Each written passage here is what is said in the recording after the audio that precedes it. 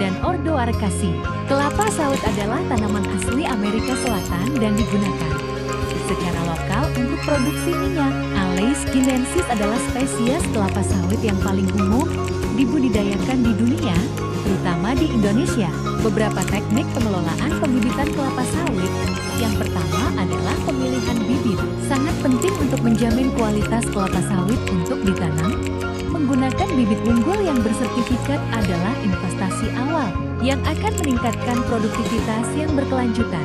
Untuk kebun sawit, karakteristik kelapa sawit yang unggul dapat dilihat dengan cara cek kemurnian dan identitas genetik, perhatikan kesehatan benih, evaluasi umur dan kondisi benih, dan pilih varietas yang cocok dengan lingkungan. Yang kedua, persiapan media tanam. Yang perlu diperhatikan adalah jenis tanahnya. Tanah yang cocok untuk tanaman kelapa sawit adalah tanah mineral atau lahan gambut.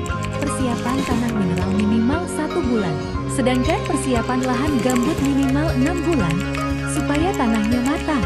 Kemudian, tekstur tanahnya.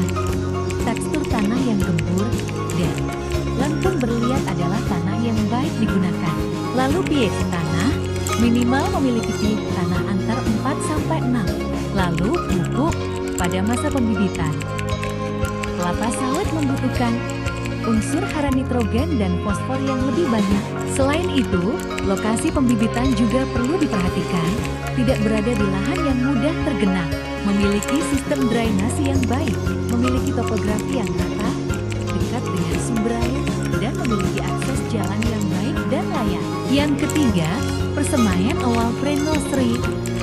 Pre-nursery adalah tahap pembibitan yang dilakukan pada polybag kecil selama 3–4 bulan.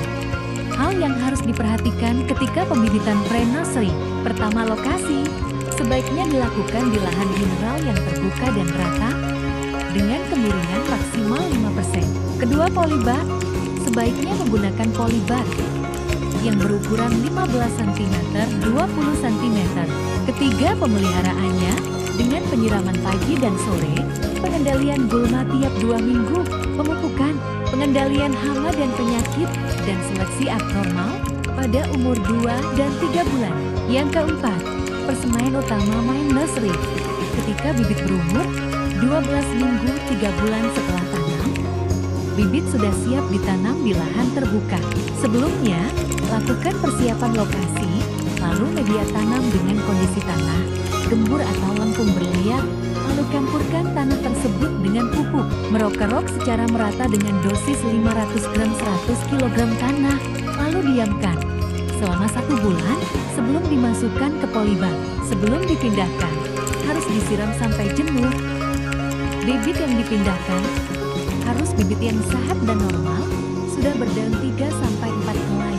Lalu lakukan penyiraman. Pengendalian gulma bisa dilakukan dengan penyiangan secara manual dalam polybag minimal 2 minggu sekali, menambah tanah yang kurang di polybag. Pemupukan setidaknya membutuhkan 12 unsur hara. M.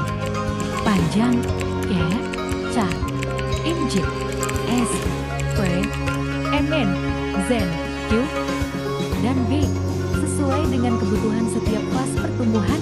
Yang kelima, monitoring dan seleksi bibit. Hal ini merupakan kegiatan yang dilakukan untuk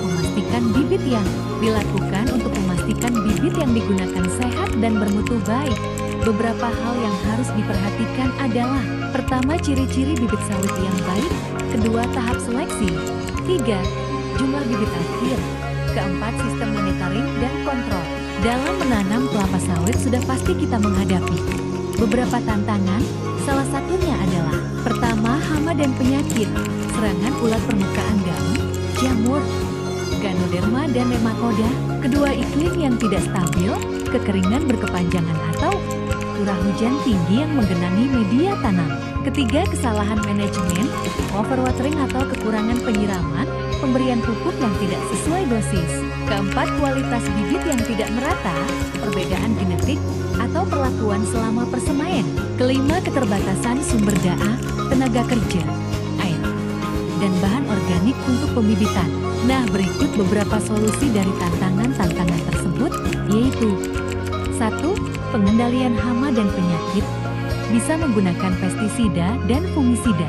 Ramah lingkungan, penerapan sistem rotasi tanaman untuk mencegah penyebaran penyakit. Kedua, adaptasi terhadap iklim, membuat drainase untuk mencegah adanya genangan, penambahan mulsa untuk menjaga kelembaban tanah saat kemarau. Ketiga, pelatihan tenaga kerja, meningkatkan keterampilan bekerja melalui pelatihan teknik pembibitan. Keempat, sistem monitoring yang terpadu, penggunaan teknologi seperti sensor kelembapan atau aplikasi pemantau bibit. Kelima, penggunaan teknologi modern, budidaya bibit dengan metode kultur jaringan untuk menghasilkan bibit berkualitas secara massal.